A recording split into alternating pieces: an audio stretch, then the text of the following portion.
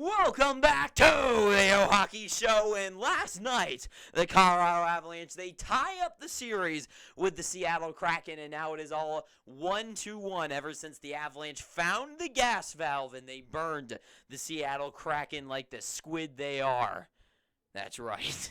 So yes, in the second period, the Avalanche, after 4 periods of kind of looking like the lesser team of the two in this series, finally found what got them the Stanley Cup last year, and that is just pure onslaught pressure. But let's talk about the whole game in its entirety. So, first off, in the first 10 minutes of the first period, I gotta say, it was all Seattle, basically. I mean, it wasn't all Seattle in the way that the Colorado Avalanche, when they're in control, are, but it was Seattle's game. Like, Colorado, they would get their runs in the offensive zone, but they wouldn't get a lot of really good shots off that were that challenging, and when they did, Grubauer was there, but it was just good, sneaky, good, positioning, ready to pounce on the puck and turn things the other way, and that's exactly what they did early on with Justin Schultz's goal, and this is what makes Seattle so dangerous. The puck comes to it's a simple play. It's just good team effort. It's a team effort there on the Seattle Kraken. It is all 5 players on the ice making a contribution to the play. While with Colorado, I don't want to just say that it's just McKinnon or Makar on the ice that are the only guys playing, right? The whole team's pretty damn good.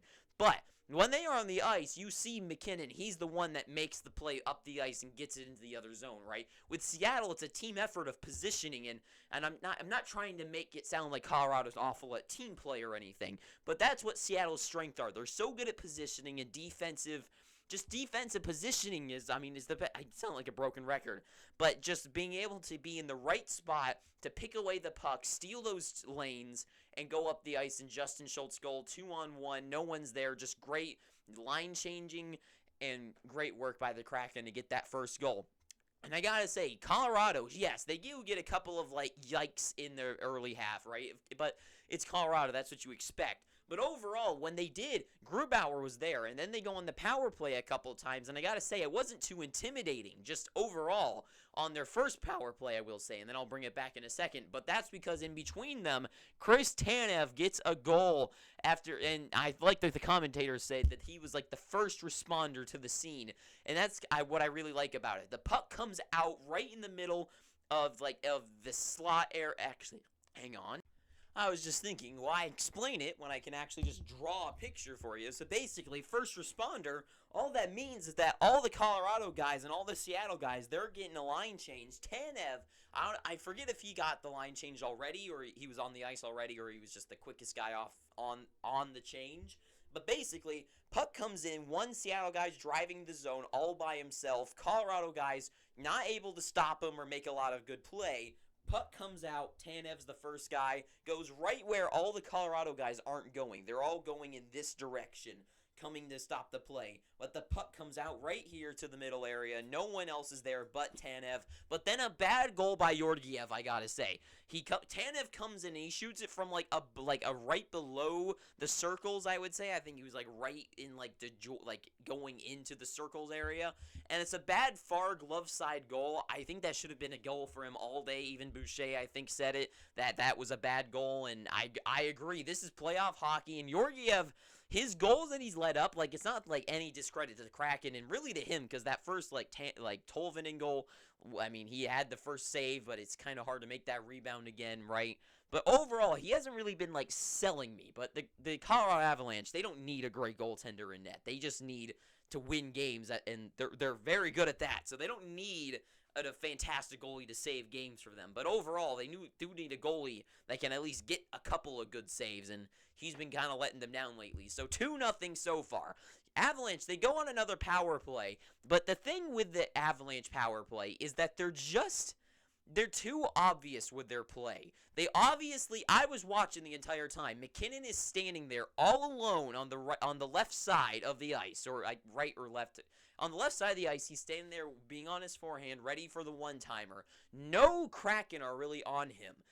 Really none of them. And you know why? Because they're keeping the play on the other side of the ice, waiting for Makar or McKinnon or Rantanen or whoever has the puck at the time to make that cross-ice pass. And they're ready for it. And because of that, they don't care that he's all over there alone because he's not in too deep. And by the time they make that very long pass because they're not close enough for a big move, that Grubauer, and you saw it a couple times, is just going to be there already. And it was a perfect, show. And the reason why this fails and why the Avalanche succeed at it is what the Avalanche do is that they know they're waiting for the Ovechkin rip, right? So there's usually a guy on Ovechkin, but he's not right on top of him, right? So what they do is Carlson, he's ready. He's always getting ready to pass it to him, but instead they're playing it over on the boards. They're playing it to Kuznetsov, back up to Carlson, back to Kuznetsov. Kuznetsov gets in deep, turns back around, back up to the top. Players are getting ready and finally get to the top. Carlson maybe rips it, tries to get some havoc through. Nicholas Backstrom's doing his work. Wilson's coming in, whoever's out there too. They're getting it, and then Kuznetsov will clear it back out to the point to Carlson. All the defensemen are sucked in now. They get it back to Carlson, who rips it over. By the time the goaltender's up and ready back in the play, the pass has already been made. One-timer, he's not ready for it in the back of the net, right? That's what happens. The problem with Colorado is that they don't do any of that havoc creation. They don't cause a distraction from McKinnon. The whole focus is okay, get ready. We're going to finally pass it to McKinnon at some point. Just not yet, but at some point, get ready for it. And now... But it's too obvious, and it was a big problem with the Avalanche's power plays. They're too obvious, and they got so many killers on the power play, too. I mean, they got Rantanen and Makar they got every guy on the power play is going to be freaking fantastic. I don't know why McKinnon has to be the only one they set up for a power play, and who figured that later on in the game when they finally didn't, and they actually tried to score other ways. They almost did. Didn't, but almost did. It was definitely closer than McKinnon's blatantly obvious shot. Now, this is the point where you might be looking at the board and being like, you idiot. But listen, I wrote this down before I wrote this down as what I was thinking at the time. In the first 4 periods of this game, I was thinking, wow, this game, the Colorado Avalanche, they get nothing done without McKinnon, Rantanen, or Makar on the ice. Number 29, 96, or number 8. Whenever they're not on the ice, the team's just kind of doing whatever. Dennis Malgin, Darren Helm, what are you going to do on the ice with those guys, right? And that's what I was thinking. But then I surely got shut up because in the second period, the Avs started hot and they continued it. They started off looking good, but Seattle was still in it. They would get their couple sneaky chances in. Gotta mention, Jordan Eberle. Before I forget any of this, Jordan Eberle. When he has the puck, I don't know if I've just never noticed this before, but he's got amazing keep away skills. The way he's able to hang on to the puck in battles is phenomenal. I mean, if you're watching to this point, the 8 minutes in, and you hear this next Colorado game, watch Jordan Eberle. When he gets the puck, he is crazy good at hanging on to it. It's nuts. Just follow him next time. It's interesting. Then the commentators, they mentioned something about the top line of Seattle and how I think this is why commentary of the entire playoffs so far has been literally just the stupidest thing in the world. Because they mention that the top line is yet to make a point, right, for the Seattle Kraken, which is very fair. The top guys haven't gotten a point. We'll say, though, it's only been 4 periods of 2 games. It's not a lot of playing time, really. And it's only been 3 goals scored for the team, but whatever. And I'm just see, they kind of brushed on it, but not really focused on it, is that the reason why Seattle is such a dangerous team is that unlike the Colorado Avalanche or the Oilers or not Tampa Bay, whatever, like those teams, they don't need to worry about their top line being good, which is what I was worried about in my last stint, my 29, 8, or 96 line, is that the Seattle Kraken, all of their lines are good. Their first line is a little bit better than the rest of their lines, but basically they're all pretty even. They all have 20 goal scorers on every line. That's what makes them dangerous. Every line they roll out there has the potential to create offense. Unlike the Avalanche, which, once again, not saying that the Avs are bad by any means. They are freaking phenomenal, and we're about to get to why they're the best in the world in a second. But the Avalanche, the main offense is driven by their top guys, like Rantanen, like McKinnon, right? When they drive the zone, they get in the zone. They're the main cause of all the offense, right? But with the Kraken, their offense is everybody is going. Everyone gets their tap in. Everyone gets an assist. Everyone's getting a play. Everyone's getting a shot. And that's what makes them good. But the commentators, they don't mention that. As well as, I got to say, the stupid hit on Sam Girard was not mentioned. And this made me so mad. I was so unbelievably mad. The big hit, Girard makes a big spin move, looked really cool, but then gets killed by McCann. No mention of it, though. The crowd goes silent for a second, and then the commentator is like, and big hit by McCann shoving him off the puck, right? And he killed him, right? Embarrassed him. And then Girard, they set up for one of those obvious nudge plays of, like, pass the puck, get ready, boom. And that's when they were like, and Girard sends one back to McCann. And I was like, are you kidding me? Are you? Whatever. That's not the point of this video. Anyways, but at the second period at 13-18, the game was over. Because the Avalanche found their stride. They found their killer instinct. They found whatever valve, whatever fuse they needed to switch to turn on the light. Because they found their rhythm, and they found what makes them the most dangerous team in the NHL. Because their offense, from defense to offense, to just pure contain the puck, onslaught kill, blitzkrieg, was in full effect at 13-18. Off the face-off, Makar shoots it, Lehkonen taps it in, and this is what set up the Avalanche. I don't know what finally clicked for them to get this going, but it happened. They got it going, and it just, in 48 seconds after a tip-in goal, Nichushkin, after the Avalanche were putting on an onslaught again, gets a breakaway by being right behind the defense, pass up to them, they don't catch the pass. He goes in one-on-one on Grubauer, just shoves it in. No chance for Gruby, and that is all she wrote. Because the next goal later on, Devon Taves, after a good onslaught. I will say, second period going onwards, the Kraken had no chance. You know why? They couldn't get a foot in the door. They'd get to the other end of the ice sometimes, but they didn't have enough opportunities to finally get one in the back of the net. And that was their biggest issue. They couldn't get their foot in the door. They couldn't get their hand on the knob to even try to open it.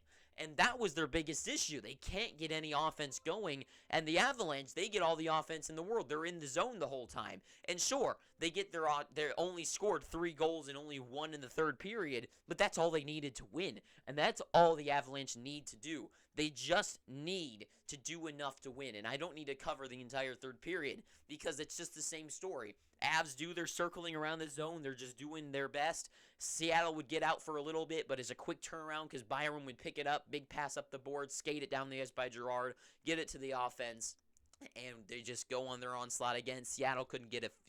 I don't even know if they had many shots in the third period, and it was just phenomenal to see. I mean, it's just beautiful what the Avs can pull off, and they get the win.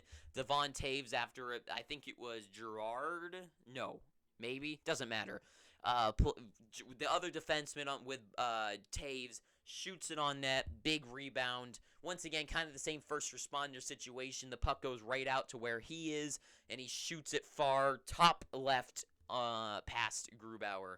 He's expecting glove. He went blocker, and that's in, and that is all they needed to win. Kraken, they try to get something going with pulling the goalie, but nothing much happens. And that is all she wrote. So really my biggest takeaways, the Avalanche, I will say, that point I knew the game was over. But can they keep this up through to win 4 games in this series? We know they can. They've done it before. But without Landeskog, without Kadri, without Burakovsky, without if there's another injury on the team, can they keep this up to win 4 games in this series? Without giving up too many mistakes or the Kraken catching on and being able to counter their play, right? Because if there was a team to do it, I think it could be the Kraken. If there was ever a team in the playoffs that could counter the onslaught of the Avalanche, I think it could be the Seattle Kraken. But can they do it without giving up too many mistakes? Because one thing I will say is watching them play against the Blues last year, is that they've got all the confidence in the world, as they should, to make these plays, these fantastic plays, and what they can do was magical. But they do cause a lot of accidents because they're doing a little bit too much sometimes, and it causes them to miss a pass, and if there was ever a team to not do that against, it's the Kraken. Or the Golden Knights. I will say, the Golden Knights are the other team that I think are the best at of scoring on another team's mistakes, in my eyes. I think they are probably number one, and then Kraken are number two in my eyes, but that's just my opinion, my complete own opinion. And, yeah, so if there was ever, so maybe not cool things down, but maybe don't go for those stupid plays. Maybe do like a little bit more safer. Yeah, you need to take risks sometimes, but maybe slow down just a little bit sometimes, especially on the D-to-D passes. I think the Kraken are going to be really good at intercepting those now that the Avalanche are going to be squeezing into that style of play. So definitely maybe slow that down, but other than that, can they keep up this onslaught? And for the Kraken to win, for one, in their own zone, I feel like they're pretty good at shutting down chances and blocking shots, and Grubauer's there whenever they do get a chance. So defensively, I think they're fine. I think their biggest issue is for them to find that offensive pressure, and that's their biggest thing. That is easily their biggest problem, is they need to find a way to find some offensive rhythm in the other zone. They don't need to be like the Avalanche and own it for like 2 minutes constantly, but find 30 seconds to pass the puck around D to D, send it in, cause some havoc in front of the net. They need to find those dirty goals. They need to find more of those. They need to find more chances from this slot, find some more one-timers opportunities. They're not causing enough chaos in the other zone, and that's their biggest issue. So going forward, it'll be interesting. I still think this is a toss-up. I don't think just because of one good game, one good half of a game wins the Avalanche this series. I think that we need to see where this one goes, and I still think it's up in the air. But that is all I got to say, so thank you for watching this. If you made it this far, I'm begging you, please pick up your free subscription. Just do it. Thank you for watching this, and too sweet. Have an amazing day, and ta-ta for now.